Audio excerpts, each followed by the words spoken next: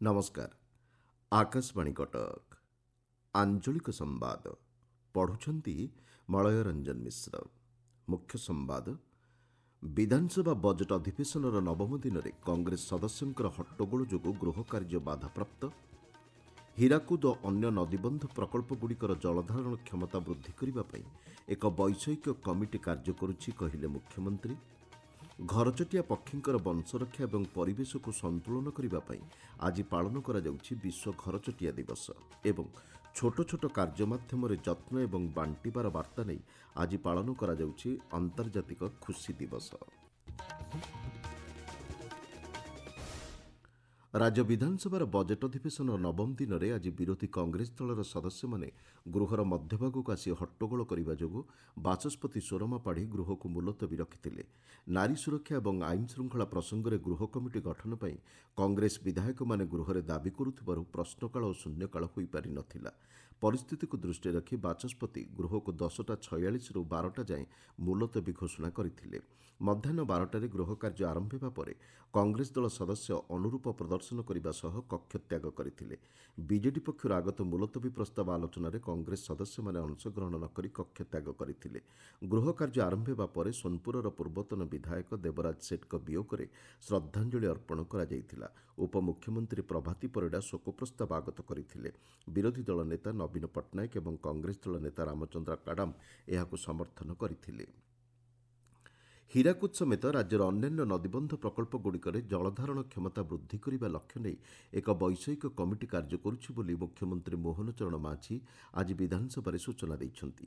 ଏକ ପ୍ରଶ୍ନର ଉତ୍ତରରେ ମୁଖ୍ୟମନ୍ତ୍ରୀ କହିଛନ୍ତି, ଜଳସମ୍ପଦ ବିଭାଗ ପକ୍ଷରୁ ଗତବର୍ଷ ଜୁଲାଇ 31 ତାରିଖରେ କମିଟି ଗଠନ ସଂକ୍ରାନ୍ତ ବିଜ୍ଞପ୍ତି ପ୍ରକାଶ ପାଇଥିଲା।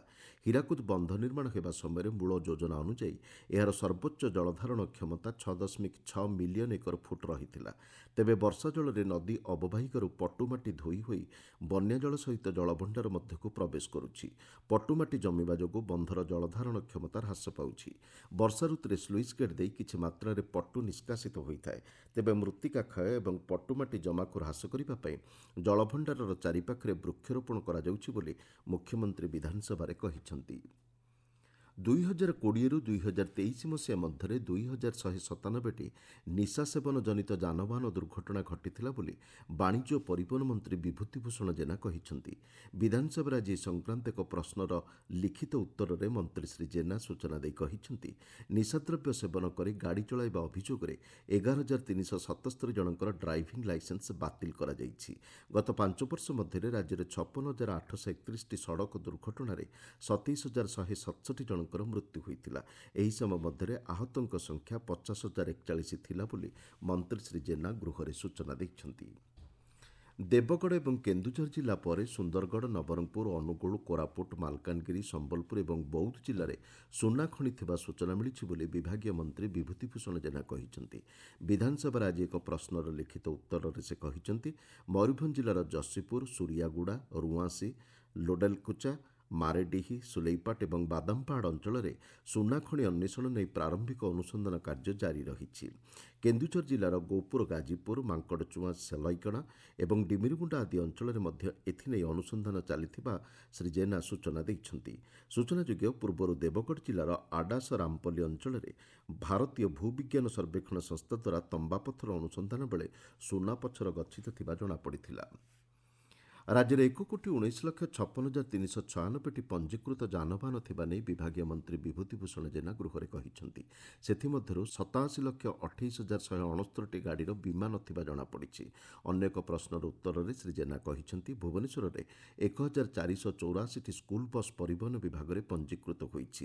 ସେଥିମଧ୍ୟରୁ 460ଟି ବିନା ଫିଟ୍ନେସ୍ ସାର୍ଟିଫିକେଟ୍ରେ ଚଳାଚଳ କରୁଛି।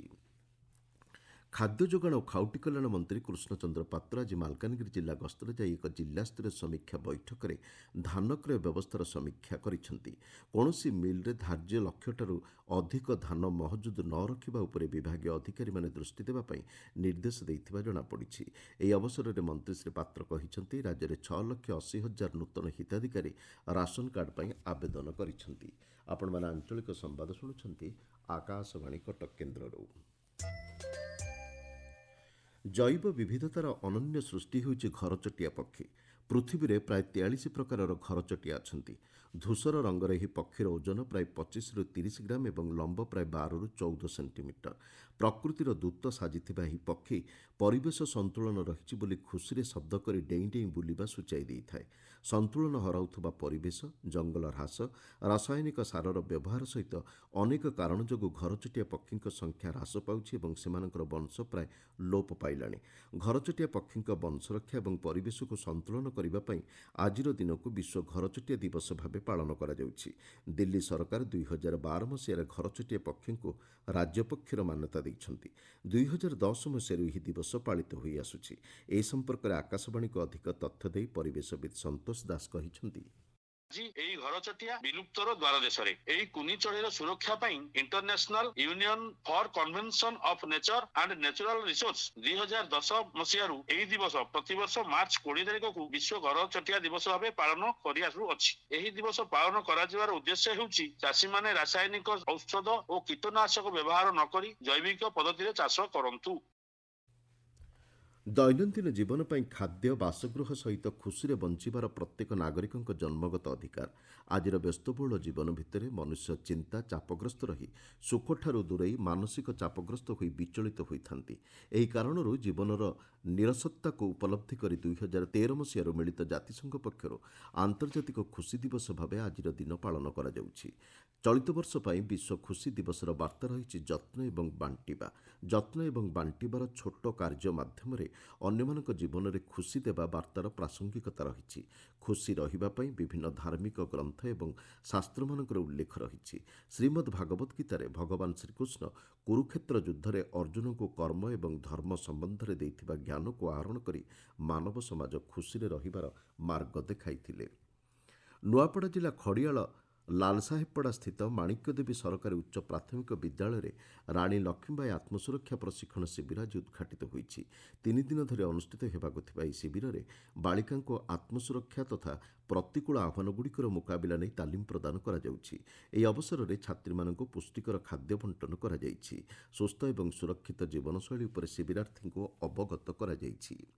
ଗଞ୍ଜାମ ଜିଲ୍ଲାର 3ଟି କେନ୍ଦ୍ର ବ୍ରହ୍ମପୁର, ଆସିକା ଏବଂ ଭଞ୍ଜନଗରରେ ମାଟ୍ରିକ୍ ପରୀକ୍ଷା ଖାତା ଦେଖା ଗତକାଲିଠାରୁ ଆରମ୍ଭ ହୋଇଛି। ମୂଲ୍ୟାୟନ ପାଇଁ ପ୍ରାୟ 600 ଜଣ ଶିକ୍ଷକ ଶିକ୍ଷୟିତ୍ରୀ ନିୟୋଜିତ ହୋଇଛନ୍ତି। ଆସନ୍ତା 11 ଦିନ ଧରି ଖାତା ଦେଖା ଚାଲିବ। ଗଞ୍ଜାମ ଜିଲ୍ଲାରେ ଚଳିତ ବର୍ଷ 43,435 ଜଣ ଛାତ୍ରଛାତ୍ରୀ ମାଟ୍ରିକ୍ ପରୀକ୍ଷା ଦେଇଛନ୍ତି।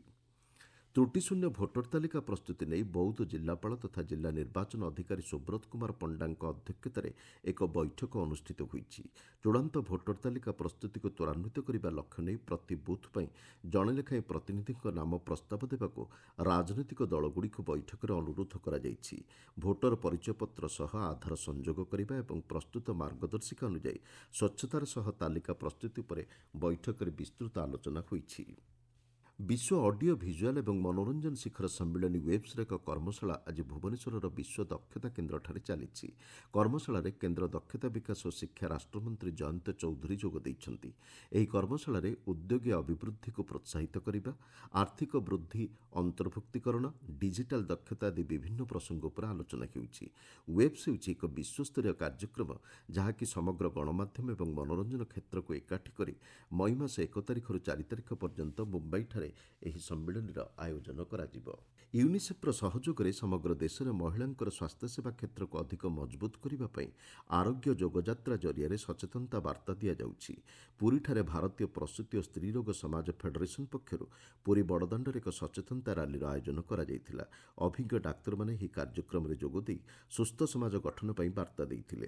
ସମଗ୍ର ଦେଶରେ 13ଟି ସ୍ଥାନରେ ଏହିଭଳି କାର୍ଯ୍ୟକ୍ରମର ଆୟୋଜନ କରାଯାଉଛି।